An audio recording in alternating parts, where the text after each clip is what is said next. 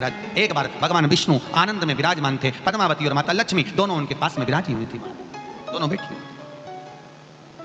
भगवान लक्ष्मी और पद्मावती दोनों बैठी, एक सिर के पास, एक चरण के पास।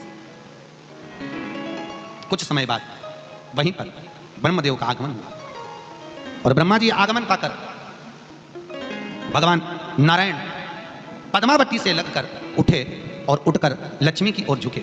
झुकने पर इन तीनों के समागम से भगवान नारायण के हृदय चित्त से एक कन्या प्रकट हो गई। उस कन्या का नाम एका था। क्या नाम था? एका।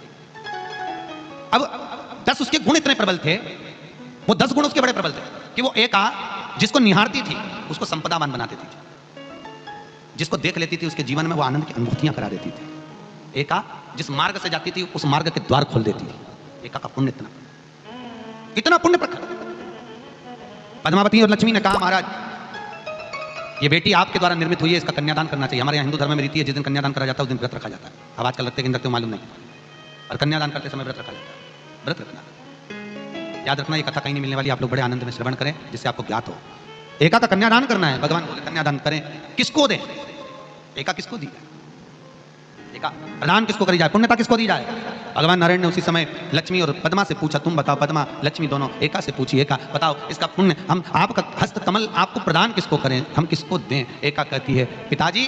भगवान से कहती है, नाथ कृपा करिएगा, मेरे को अगर प्रदान करना चाहती हो, अगर मुझे देना चाहते हो तो एक काम करो, एक काम करो। अगर मुझे देना चाहती हो तो एक काम करो, मारो।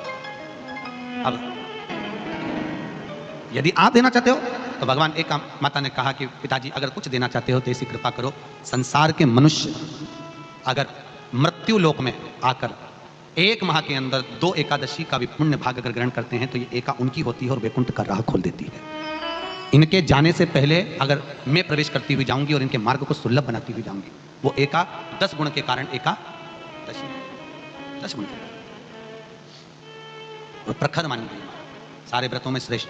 एकादशी की मृत्यु दीजिए, द्वादशी को दाग, वृंदावन की लकड़ी दीजिए, दीजिए दोनों हाथ, तुम्हारा द्वारिका नाथ, तुम्हारा 4 भुजारा नाथ, मंदिर जी की तुलसा दीजिए, दीजिए दोनों हाथ, अंत समय में दर्शन दीजिए राधा रुक्मण, तुम्हारा द्वारिका। एकादशी पुण्य का भाग प्रदान किया प्रकट। तो प्रदोष के दिन भगवान शंकर का स्मरण हो, भगवान शंकर का भाग ग्रहण हो। शिवजी महाराज को प्रयास करा करो कि